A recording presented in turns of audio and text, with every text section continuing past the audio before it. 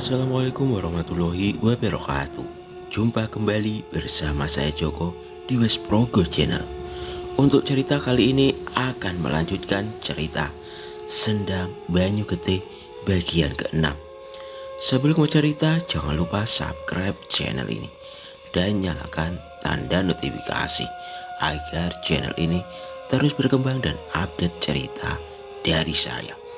Bagi teman-teman yang ingin membacanya langsung ceritanya, linknya di kolom deskripsi. Langsung saja kita dengarkan ceritanya. Sendang Banyu Getih dengan judul Purnama di Permukaan Sendang bagian ke-6. Suara tangis seorang bayi memecah keheningan malam. Bukan rasa senang yang dirasakan Mulyo saat menjadi seorang ayah saat itu. Rasa khawatir akan istrinya Ratih membuatnya melupakan rasa bahagia yang seharusnya ia rasakan. "Ratih, bagaimana dengan keadaan Ratih?" tanya Mulyo menerobos segerombolan ibu yang baru keluar dari gubuk persalinan. Semenjak hamil besar, mulai ada keanehan pada tubuh Ratih. Perlahan tubuhnya semakin lemah. Wajahnya selalu pucat dan berbagai penyakit mulai menjangkit tubuhnya. Pernah sesekali Mulyo berniat memeriksakan Ratih dan membawanya ke desa yang lebih besar di kerajaan. Namun jawaban mengejutkan yang ia terima.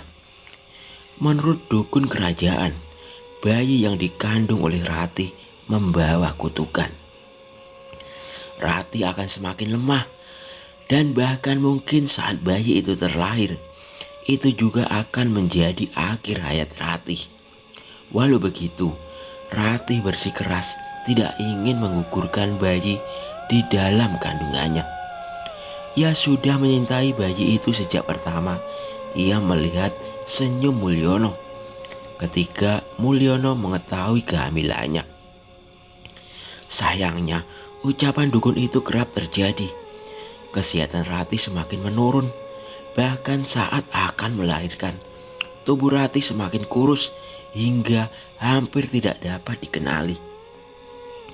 Mulyono menyaksikan keadaan Ratih yang tidak sadarkan diri setelah melahirkan bayi itu. Matanya tak mampu menahan tangis dan segera memeriksa tubuh Ratih. "Ratih semakin lemas, Mas. Kita harus bersiap dengan apapun yang terjadi," ucap seorang dukun beranak yang menangani persalinan Ratih. Malam itu Mulyono sama sekali tidak meninggalkan Ratih. Ia memperhatikan setiap napas Ratih dan merawatnya sepanjang malam. "Namanya Rahayu, dia harus hidup bahagia," bisik Ratih tepat saat dirinya tersadar. Tak peduli dengan apa yang ia alami, Ratih sangat menyayangi bayi perempuan itu. Mulyono bersyukur Ratih akhirnya tersadar. Tapi ternyata semesta tidak sepenuhnya berpihak kepadanya. Walau bertahan hidup, Ratih kehilangan penglihatannya. Semua yang ia lihat menjadi buram.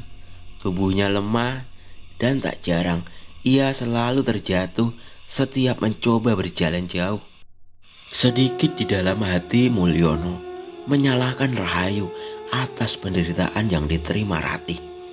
Tapi karena Ratih sangat menyayangi anaknya itu, Mulyono tetap merawatnya untuk menyenangkan istrinya.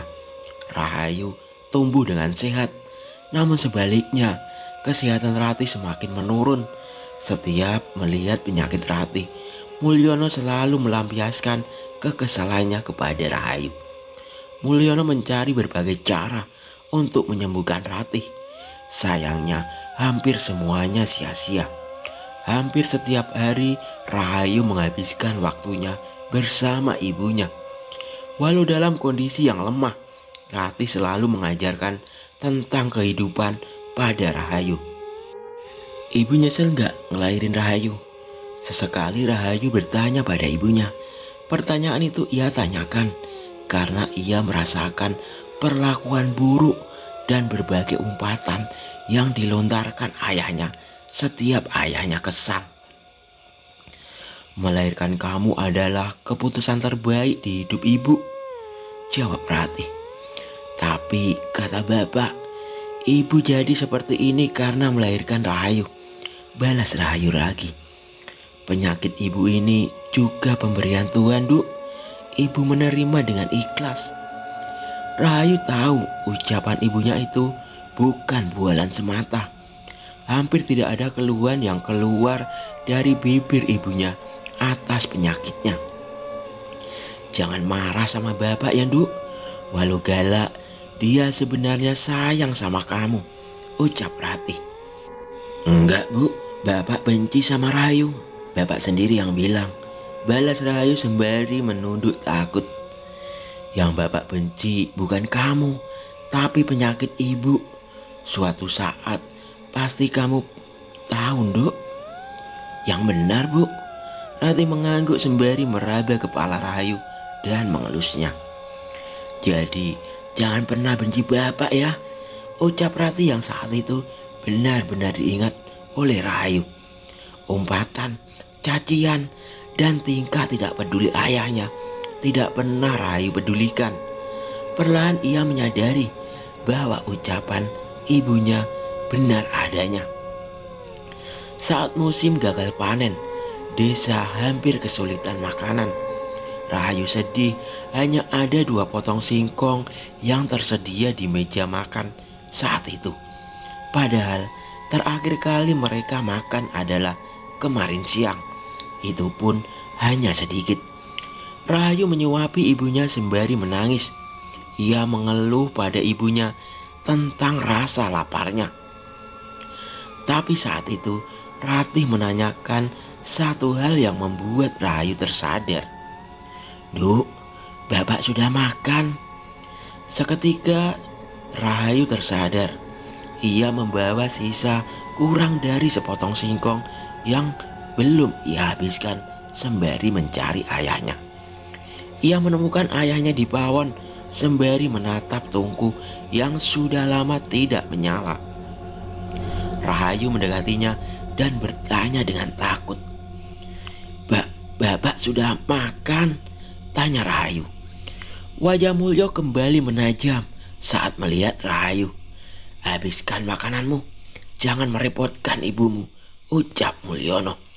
Mulyono meminum segelas air yang ia gunakan untuk menahan rasa laparnya dan meninggalkan Rahayu sendiri di dapur. Rahayu tersadar sedikit makanan yang ia keluhkan saat itu adalah pengorbanan ayahnya. Ia pun menghabiskan sisa potongan singkong itu di pawon sembari menitikkan air mata. Ia mensyukuri sepotong singkong itu melebihi apa yang ia terima saat ini. Menurutnya di dalam sepotong singkong itu terdapat rasa sayang ayahnya yang hampir saja ia dustakan. Kemiskinan yang melanda sebagian wilayah kerajaan juga berdampak terhadap desa-desa di sekitarnya. Setiap orang mencari cara bagaimana agar mereka bisa bertahan hidup dan memberi makan anggota keluarganya. Saat itu tersebarlah tentang sebuah kabar mengenai sebuah pesugihan yang dilakukan di Sendang yang tak jauh dari desa mereka, Sendang Banyujiwo. Sendang itu sebelumnya adalah sumber air untuk orang-orang yang membangun kehidupan di sekitarnya. Ketika mereka sudah dapat membuat sumur air tanah, Sendang itu pun mulai ditinggalkan. Mulyono mendengar cerita yang menyebar di kalangan teman-teman desanya. Beberapa tahun yang lalu, ada seorang prajurit yang mengembara menemukan Sendang Banyujiwo yang sudah lama tidak dikunjungi warga. Ia menghabiskan beberapa malam untuk beristirahat di sana. Saat bulan purnama, prajurit itu menyaksikan hal yang aneh. Pantulan bulan purnama di permukaan Sendang perlahan berubah menjadi sosok bayangan yang melayang-layang di atas Sendang, seolah membaca maksud sang prajurit.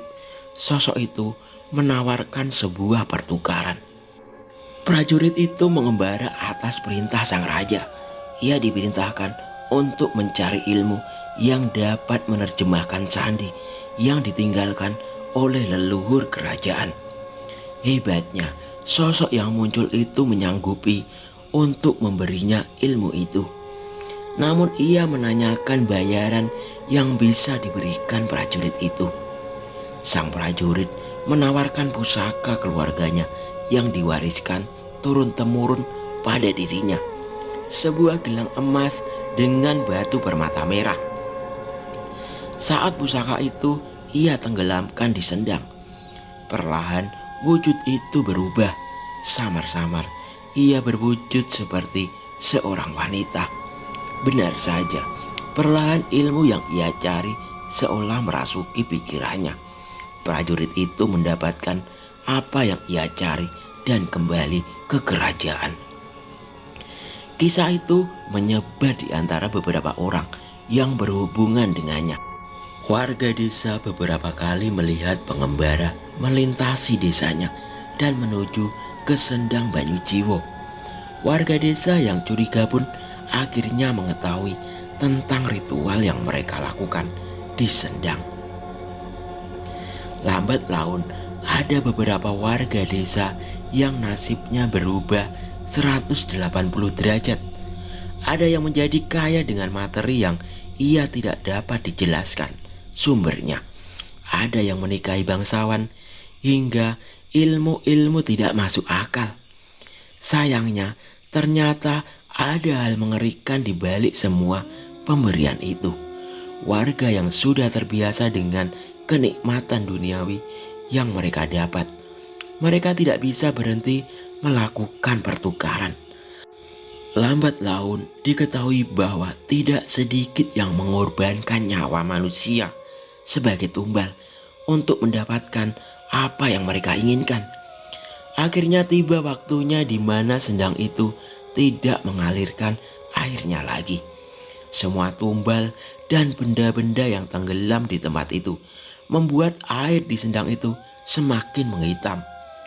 Bau busuk dan jasad-jasad di dasar sendang mulai menguap dan mengundang sosok-sosok mengerikan di sekitar sendang. Suatu saat, prajurit yang menemukan kesaktian sendang itu pun kembali. Ia bermaksud untuk melarung sesaji, untuk mendoakan pusaka yang ia tenggelamkan di sana.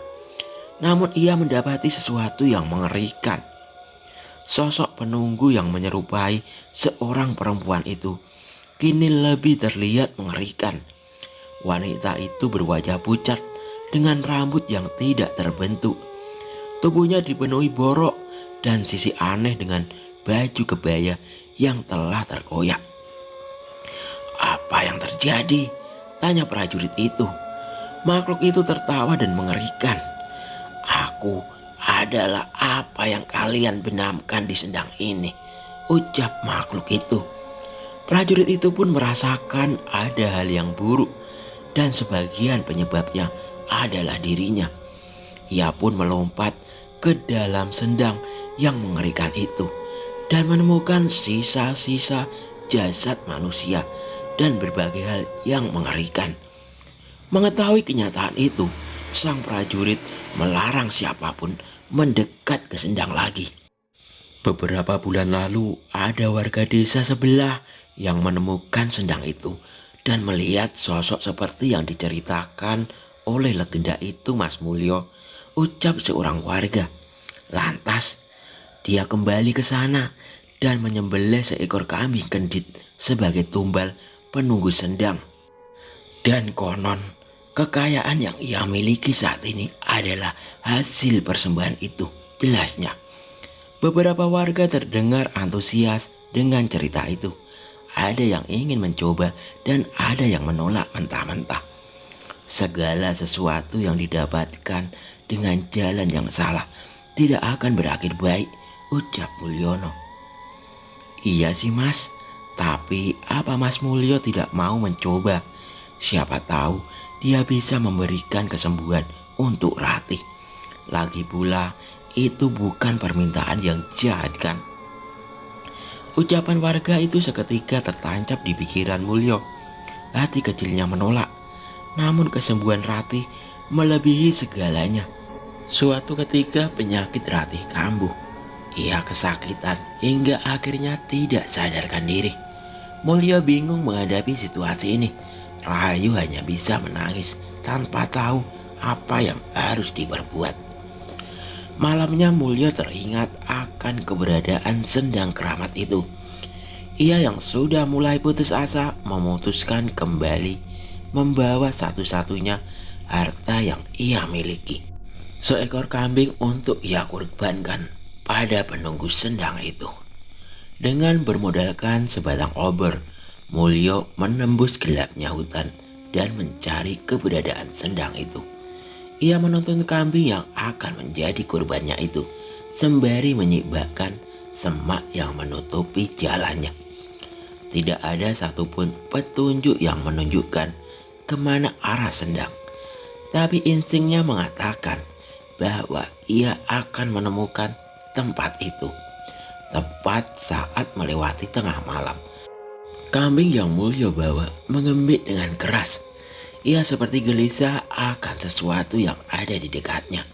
Mulyo mendekati ke arah yang membuat kambingnya gelisah, hingga akhirnya ia menemukan apa yang ia cari.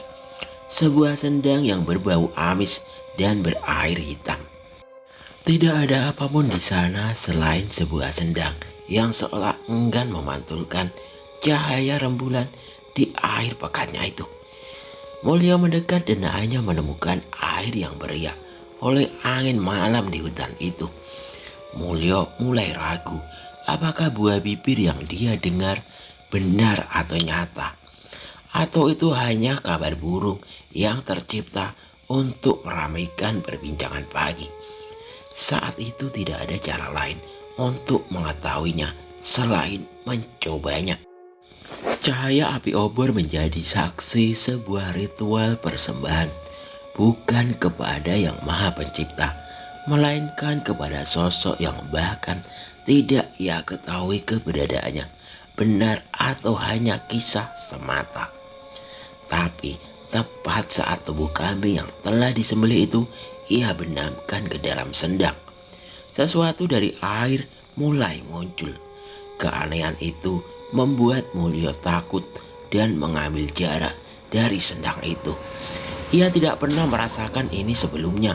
Sosok yang muncul dari sendang itu membuatnya hampir tidak bisa berkata-kata dan takut untuk bergerak. Tidak banyak yang dapat kuberikan dari bayaranmu. Bawalah yang paling berharga dan kau akan mendapatkan apa yang kau inginkan, ucap makhluk itu. Apa yang kau inginkan untuk kesembuhan Ratih? Mulyo memastikan. Makhluk itu menunjuk setengah tubuhnya dari dalam sendang. Sosok wanita pucat dengan wujud mengerikan.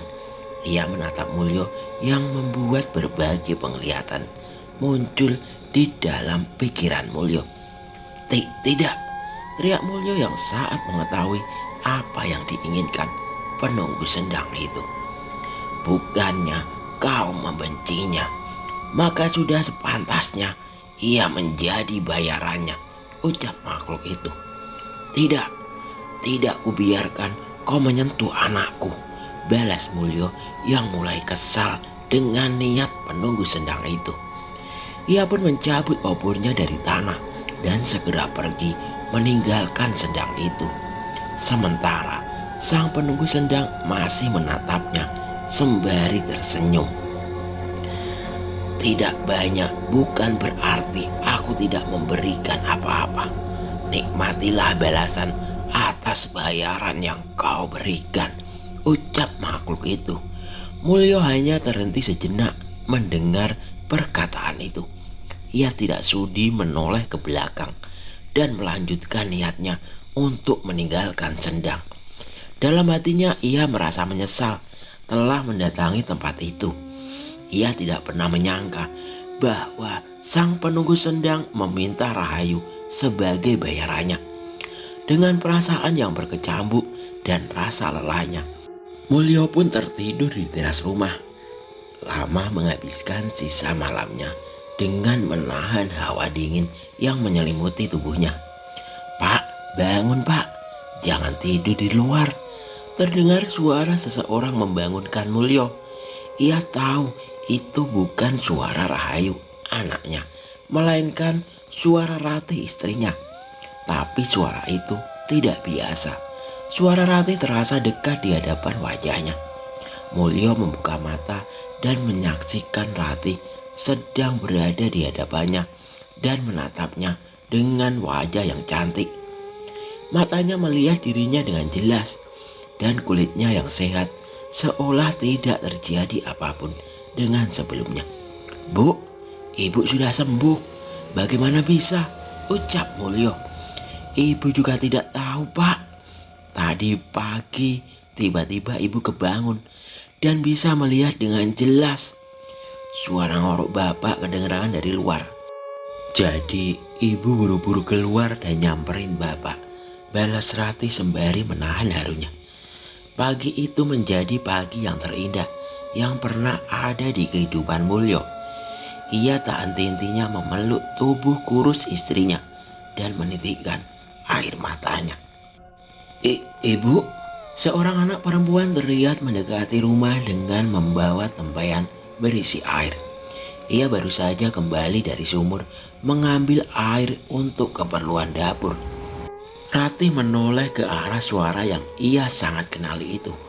"Rahayu," ucap Ratih sembari memperhatikan benar-benar wajah anaknya itu. Kali ini air matanya benar-benar menetes. Seorang anak kecil bangun lebih pagi dari orang tuanya untuk membantu mengurus kebutuhan rumah. Ini pertama kalinya Ratih bisa melihat anaknya dengan jelas. "Cantik pak, anak kita cantik," ucapnya tak henti-hentinya menatap Rahayu.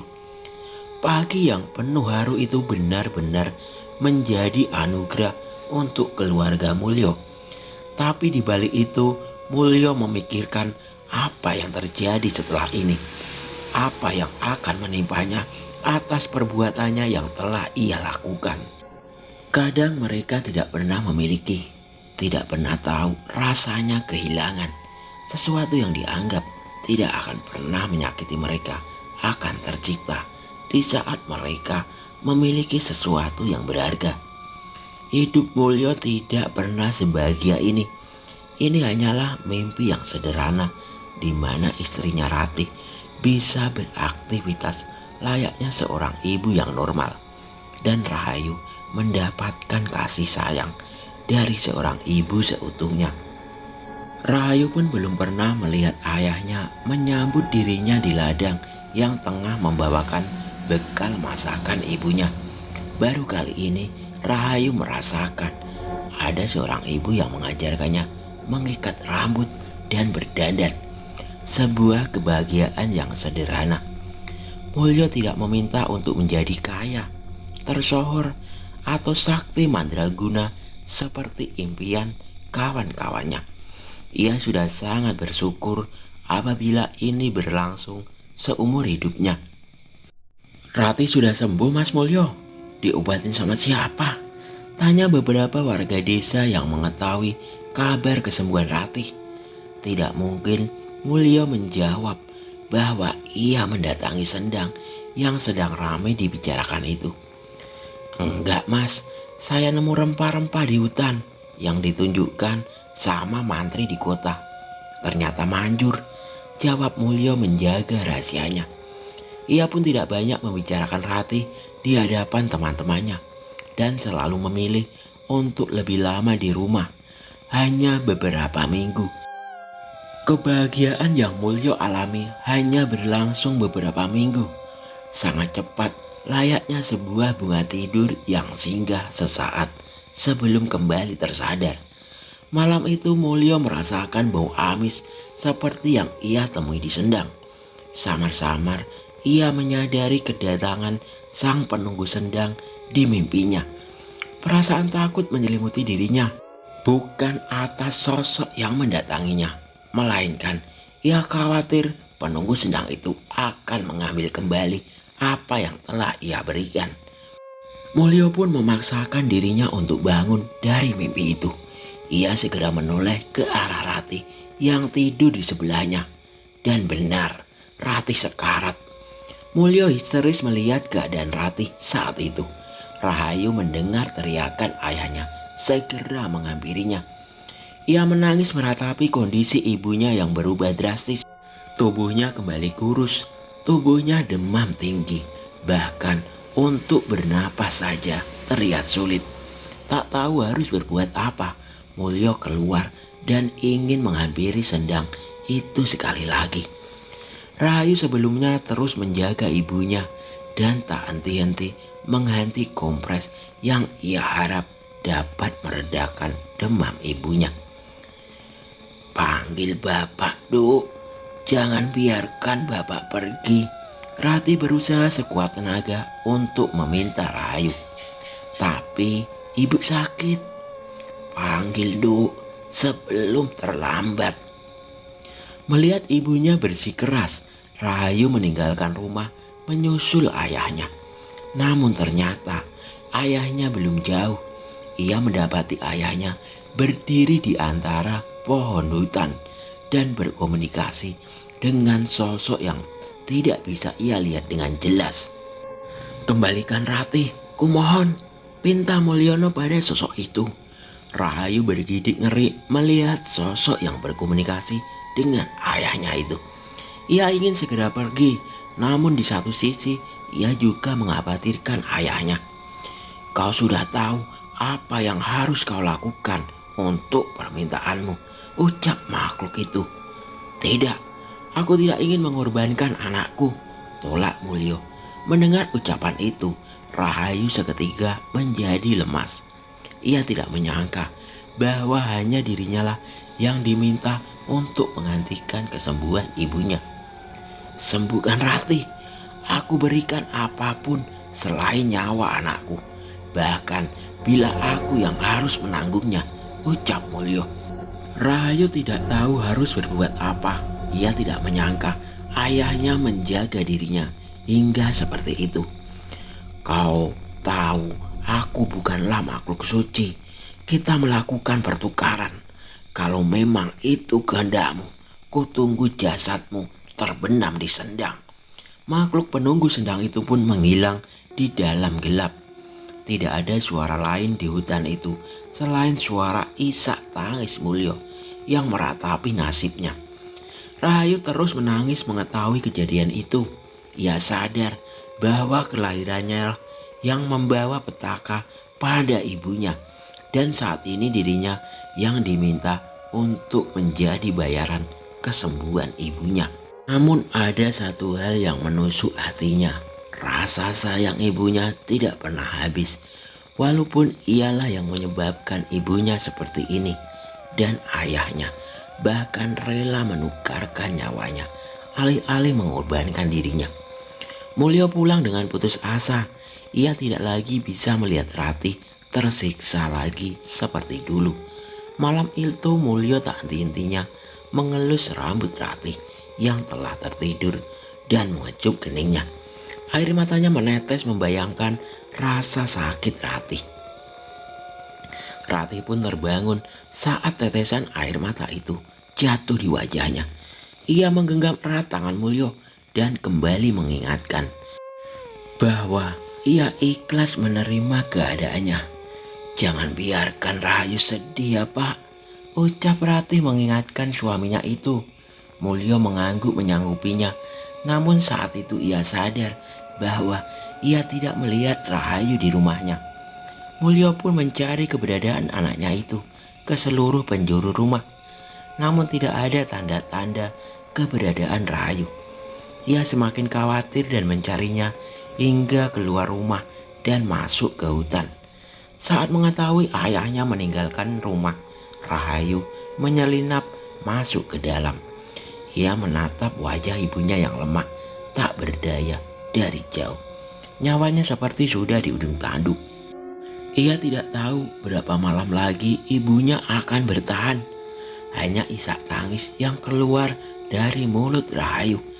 Ia tidak masuk menemui ibunya dan kembali keluar dengan mengambil beberapa benda di rumahnya.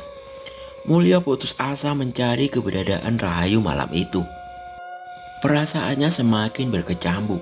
Ia harus memilih mencari keberadaan Rahayu atau menemani istrinya yang umurnya tidak akan lama. Tapi tepat saat matahari mulai terbit, ia menemukan sosok tubuh terbaring di mulut hutan. Wajahnya pucat dengan darah yang sudah mengenang di sekitar tubuhnya. Mulyo yang melihat tubuh itu segera mengenalinya. Rahayu. Mulyo berlari sekuat tenaga dan menemukan anaknya dalam keadaan pucat dengan darah yang mengalir dari goresan pisau di urat nadinya. "Nak, kenapa kamu begini, nak?" ucap Mulyo. Rahayu tersenyum mengetahui seseorang yang menemani di akhir hayatnya adalah ayahnya. Ia menguatkan dirinya untuk mengucapkan pesan terakhirnya. "Rahayu bahagia, Pak. Rahayu disayangi sama bapak dan ibu. Hari-hari terakhir saat kita bersama sudah seperti surga untuk Rahayu. Sekarang gantian bapak dan ibu yang bahagia. Rahayu ikhlas." Mulyo tidak mengerti dengan apa yang diucapkan Rahayu dan mengapa Rahayu melakukan hal seperti ini. "Bawa tubuh Rahayu ke Sendang, Pak. Rahayu ingin memastikan bapak dan ibu bahagia."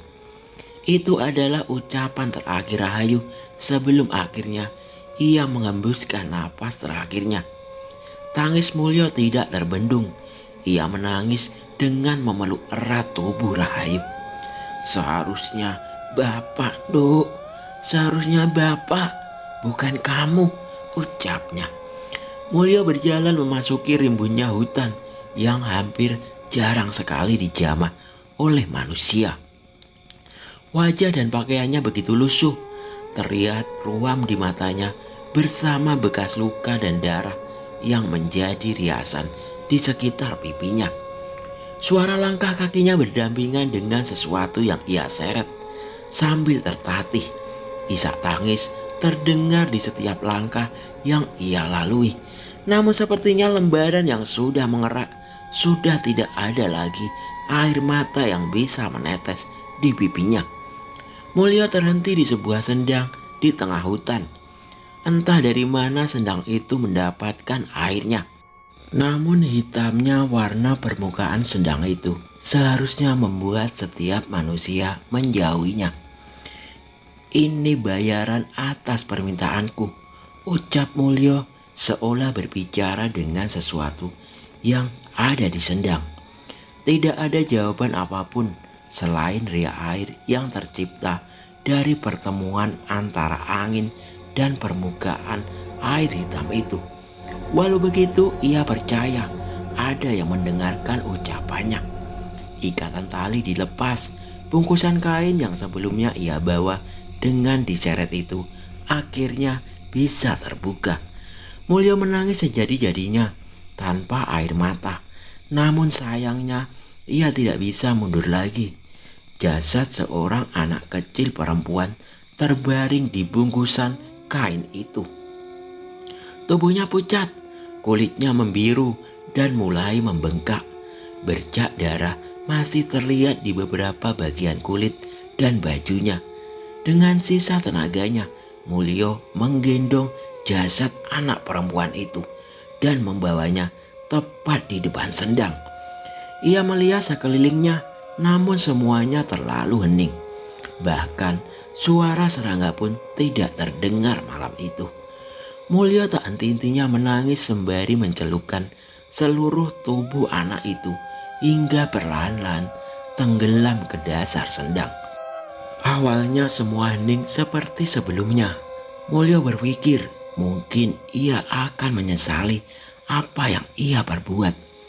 Namun tiba-tiba jasad anak itu tertarik masuk ke dalam yang lebih dalam dan mulai menghilang dari pandangan pria itu. Saat itu hawa semakin dingin, riak air semakin deras, seolah menandakan munculnya sesuatu dari dalam sendang. Dan benar saja, terlihat sosok kepala-kepala manusia memenuhi sendang itu dan mengintip ke permukaan sendang. Ia tidak pernah melihat makhluk-makhluk ini saat terakhir ke tempat ini. Mereka hanya menampakkan wajahnya dari ujung kepala hingga sebagian hidungnya, seolah menyambutnya. Matanya menyala merah dan terus menatap ke pria itu. Rasa takut menjalar ke tubuh Mulyo. Sosok-sosok yang mengambang di permukaan sendang itu berhasil membuat ia merinding dan terjatuh di pinggir sendang yang dangkal. Kengerian itu tak berhenti sampai di situ. Sekali lagi dari dalam air muncul sesuatu yang mengambang. Perlahan tubuhnya terus naik seolah ia berjalan di permukaan air yang dangkal. Sosok yang pernah ia temui sebelumnya, wanita berwajah pucat dengan rambut yang tidak terbentuk. Tubuhnya dipenuhi borok dan sisi aneh dengan baju kebaya yang telah terkoyak. Seberapa berharga tumbal yang kau hanyutkan? Penunggu sendang itu mendekat ke arah Mulyo hingga jarak antara wajah mereka hanya beberapa jengkal. Mulyo ketakutan melihat sosok itu, namun kehadirannya menandakan apa yang ia lakukan sesuai dengan tujuannya. Walau begitu, Mulyo malah menangis seolah meledakkan penyesalan di dalam dirinya. Ia mengacak-acak rambutnya dan beberapa kali memukul tanah dan air di sekitarnya untuk membuat pikirannya lega. Namun yang terjadi malah sebaliknya. Jasad itu dipastikan akan bersemayam bersama makhluk-makhluk mengerikan itu. Sekali lagi kutanya, seberapa berharga tumbal yang kau hanyutkan? Mulyo menatap sang penunggu sendang tanpa bisa menghentikan tangisannya. Dia anakku, jawab Mulyo. Seketika suara tawa makhluk itu pecah hingga terdengar ke beberapa penjuru hutan. Makhluk-makhluk yang mengintip dari permukaan sendang pun ikut menyeringai dan membuat sendang itu terlihat seperti neraka yang mengerikan. Tetapi keputusan telah dibuat. Di tengah tawa makhluk-makhluk itu, hanya Mulyo yang menangisi perbuatannya. Pertukaran sudah terjadi dan tidak bisa dibatalkan. Mulyo kembali ke rumahnya dengan tubuh dan jiwa yang berantakan. Ia tidak tahu apa yang dilakukannya benar atau salah. Namun keberadaan Rati yang menyambutnya di depan rumah membuatnya sedikit tenang. Hanya saja ia harus mencari cara untuk menjelaskan tentang Rahayu pada istrinya itu.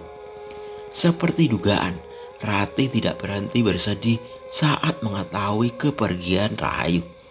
Mulyo terus mencari cara untuk menghibur Rati, tapi ternyata Mulyo salah. Dia sendirilah yang paling merasakan kehilangan atas kepergian Rahayu.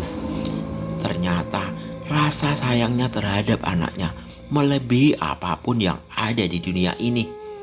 Setiap malam ia selalu menangisi Rahayu, memukul-mukul dadanya untuk membunuh rasa sakit itu. Sayangnya, ia selalu terbayang apa yang terjadi pada jasad anaknya itu di dasar sendang. Sudah Pak, sudah. Rahayu melakukan ini untuk kita, Ibu Rati. Tidak bisa Bu, sendang itu dihuni makhluk yang mengerikan. Aku juga tidak tahu apakah rohnya tenang ataukah ia tersiksa bersama penunggu sendang itu, tangis Mulyo.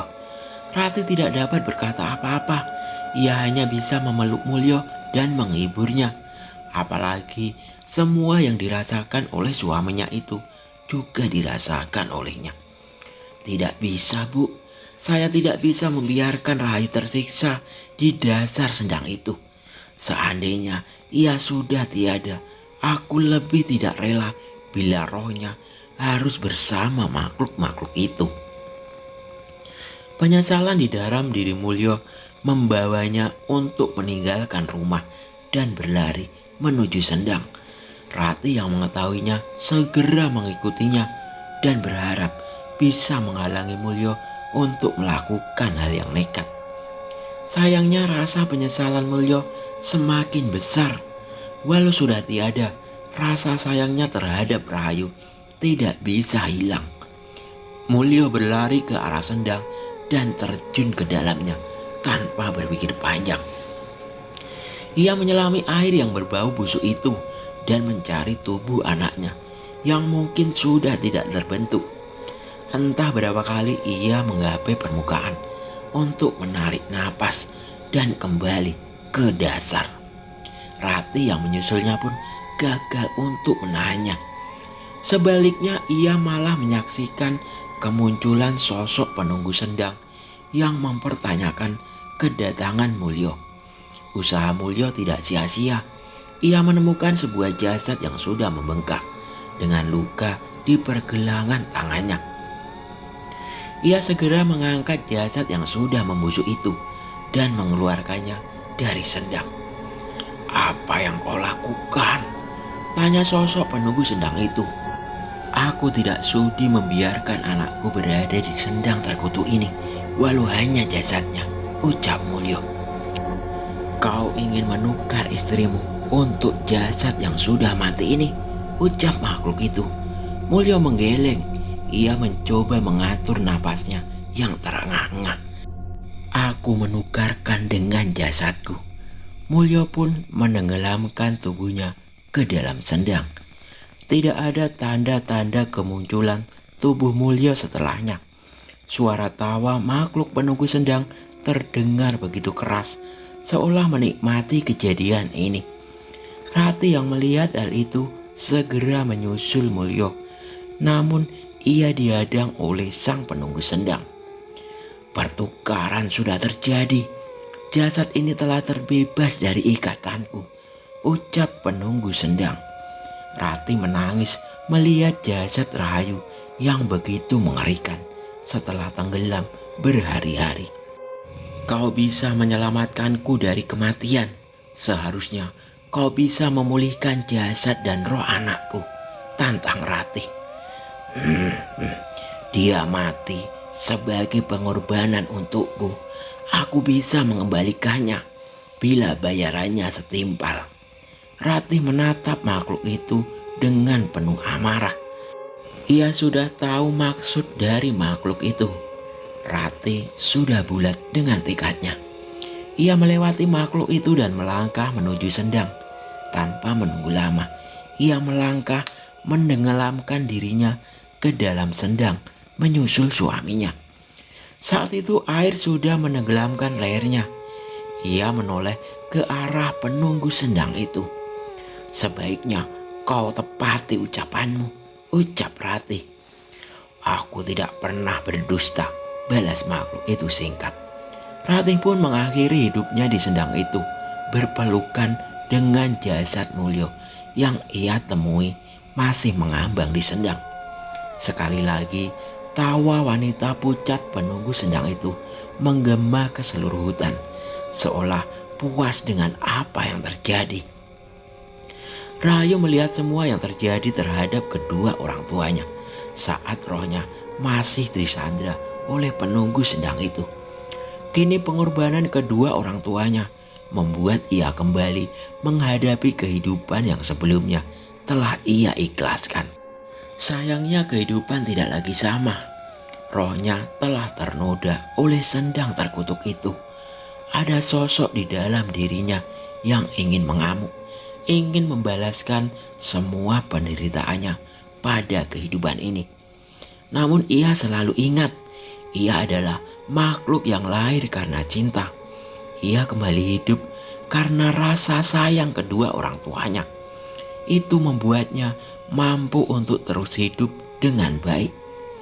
Mengetahui kedua tubuh orang tuanya bersemayam di Sendang, Rahayu memilih hidup di dekat Sendang itu untuk menemani kedua orang tuanya. Terlebih keberadaannya di sana bisa menghalangi orang-orang yang mencoba memanfaatkan kutukan dari sendang itu lagi.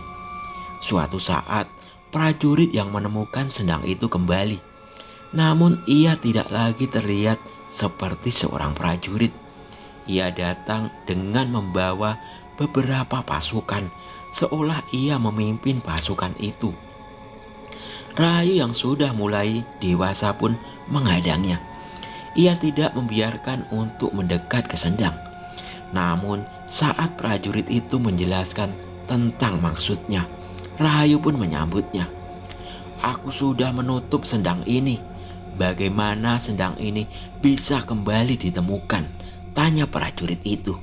"Selama sifat tamak manusia masih ada, akan selalu ada yang menemukan sendang ini," balas Rahayu. Prajurit itu memang sudah khawatir akan hal ini. Ia membawa beberapa orang sakti yang ia harap bisa menghapus kutukan dari sendang itu. Rahayu menyaksikan berbagai ritual dan pertarungan yang tak kasat mata yang belum pernah ia lihat sebelumnya. Ritual ruatan itu terjadi selama 23 hari hingga sosok penunggu sendang itu dapat diusir dan berjanji tidak akan kembali. Setelah memastikan sendang itu tidak menyimpan kekuatan lagi, prajurit itu pun bersiap untuk pergi. Ia pun mengajak Rahayu untuk mengikutinya dan tinggal di tempat yang lebih layak. Namun Rahayu bersikeras untuk tetap tinggal di tempatnya saat ini. Selain karena jasad kedua orang tuanya berada di sana, ia sudah terlanjur menyintai alam dan suasana di hutan itu. Prajurit itu pun tidak keberatan. Sebaliknya, ia memberikan sebuah selendang merah peninggalan ibunya sebagai ucapan terima kasih karena telah menjaga sendang dari orang yang berniat buruk selama ini. Rahayu pun menghabiskan seumur hidupnya di sana. Orang-orang yang mengetahui keberadaannya mengenalnya sebagai Nyai Sendang Rangu, pelindung sendang yang berselendang merah yang melarang siapapun menjangkau sendangnya. Sayangnya, kematian bukanlah akhir dari perjalanan Rahayu. Rohnya masih berada di alam ini dan dengan maksud dan tujuan yang ia tidak ketahui. Ia menjaga sendang itu dari masa ke masa, sampai suatu saat ada orang sakti yang menemukan sendang itu kembali. Nyai Sendang Rangu sadar ia bukan orang yang berniat jahat. Sebaliknya, dengan bantuannya, roh kedua orang tua Rahayu yang terjebak di sendang itu bisa tenang berkat doa-doa darinya. Tidak ada lagi yang dijaga oleh Nyai Sendang Rangu di sendang itu, hingga akhirnya ia memutuskan untuk pergi mengembara. Itu adalah saran dari orang sakti itu. Mungkin saja Nyai Sendang Rangu bisa menemukan tujuannya.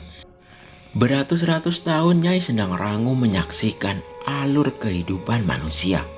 Terkadang ia ikut merasakan kebahagiaan manusia di sekitarnya, dan terkadang ia juga merasakan kesedihan dari mereka. Namun kehidupan di dunia tidak sederhana itu. Memasuki masa peperangan, Nyai Sendang Rangu menyaksikan ketamakan manusia melebihi yang ia bayangkan. Tidak hanya mengenai harta dan tahta, mereka juga mengejar kesaktian dan kedikdayaan yang seharusnya tidak mereka sentuh. Peperangan antar kerajaan tidak hanya melibatkan manusia. Ilmu gaib, mantra, pusaka mulai menjadi penentu kemenangan dalam peperangan. Berbagai sosok gaib dilibatkan untuk membantu mereka memenangkan peperangan yang terus memakan banyak korban. Tak terkecuali Nyai Sendang Rangu, berbagai orang sakti berhasil menemukan Nyai Sendang Rangu. Mereka menawarkan berbagai cara agar roh yang telah berada ratusan tahun di alam ini mau membantu mereka. Nyai Sendang Rangu yang membenci peperangan menolak mentah-mentah, hingga datanglah seseorang dari ujung timur Pulau Jawa yang menemui Nyai Sendang Rangu. Dengan ilmu yang ia miliki, ia menarik sisi gelap Nyai Sendang Rangu yang ia dapat dari Sendang Banyu Getih. Tapi kisah mengenai Nyai Sendang Rangu memberi petunjuk apa yang harus Danan perbuat. Sisi gelap Nyai Sendang Rangu didapat dari Banyu Sendang Getih. Sementara itu, Sendang Banyu Getih juga mulai mendapatkan kutukannya lagi. Aku merasa kunci permasalahan ini ada di sendang itu, Nyai, ucap Danan. Nyai Sendang Rangu mengangguk setuju, namun ia juga menyampaikan sesuatu. Yang terpenting, ada seseorang di balik semua ini, Nan. Kalau dia bisa mengembalikan kutukan Sendang Banyu Getih dan bisa menarik dari sisi gelapku, sudah pasti ia pasti bukanlah manusia biasa, tambah Nyai Sendang Rangu. Danan mengerti saat ini ia tidak bisa melakukan apapun terhadap sosok Nyai Sendang Rangu yang mencari tumbal dari desa. Ia harus secepatnya segera menemui Cahyo dan menghentikan kutukan dari sendang itu. Tapi Danan tahu mereka harus bersiap menghadapi sosok apa yang menciptakan semua tragedi yang berhubungan dengan Sendang Banyu Getih. Dengan sudah mengorbankan banyak nyawa, sesakti apa sosok yang harus mereka hadapi nanti?